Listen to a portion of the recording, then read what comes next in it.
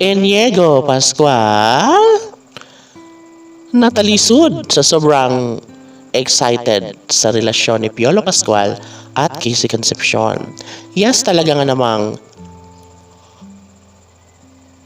isa ito sa pinakamagandang pangyayari ngayon, ang muling pagharap ni Piolo Pascual at Casey Concepcion. Sabi nga ng netizens na sana'y magtuloy-tuloy na ang lahat ng mga pangyayaring ito. Sana'y sa kanilang pagkikita ngayon ay maisakatuparan din ang kanilang kagustuhan na sila lamang ang magkakatuluyan. Kaya naman ay sa sobrang kaba at excitement ni Inigo Pascual ay natalisod ang aktor dahil nga hindi niya alam kung ano ang kanyang gagawin. Naisip niya na paano na lang kaya ang kanilang paghaharapan ni Papa P at Christina? Mayroon nga kayang mga kilig na mararamdaman sa isa't isa? Ay, naku naman, si Inigo Pascual ay mababaw lamang ang kaligayahan at nais niya lamang na matupad ang pangarap ng kanyang amang si Papa P. Yun ay ang makasal lamang siya kay Casey Concepcion. Sobrang mahirap ito para sa lahat ng mga tagahanga ni Papa P at Christina.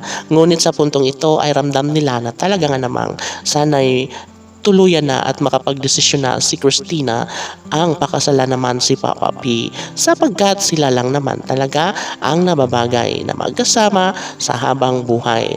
Nais na ibahagi sa taong bayan ang isang pagmamahal na talaga nga namang bukod tanging inaalalayan ni Piolo Pascual ang pag-ibig ni Christina.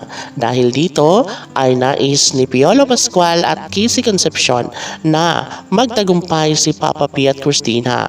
Sabi nga ni Inigo Pascual na hindi na siya nakakatulog ng maayos sa sobrang excited, sa sobrang saya, dahil ito na nga umano ang magandang pagkakataon at posible nga na magwawagi si Piolo Pascual sa kanyang pagmamahal kay Casey Concepcion.